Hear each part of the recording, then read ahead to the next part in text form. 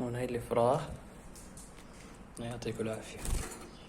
هاي الفراخ صاروا عمرها 10 أيام تقريبا، ما شاء الله ريشوا، بلش الريش يطلع عليهم. هاي يبين هذا انه في لطشة براسه. في هنا هاي ضرب السوداء، ما بيطلع لونه صافي بس بيكون في نتفة هاي اللطشة. ما شاء الله الفراخ بصحة جيدة، امهم بتطعميهم منيح.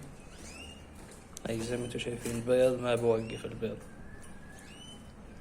شوف الفرخان ما شاء الله.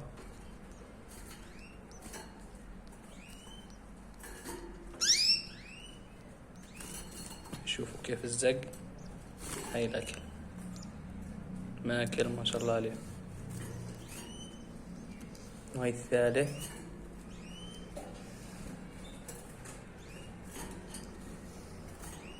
ان شاء الله يطلع لونهم غامق، يكون لون الجزري الغامق ان شاء الله.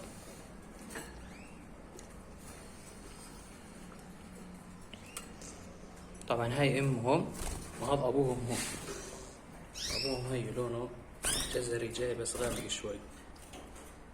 هيات لا جوزة واحدة ثانية بأنه هذيك تخلص انتاج.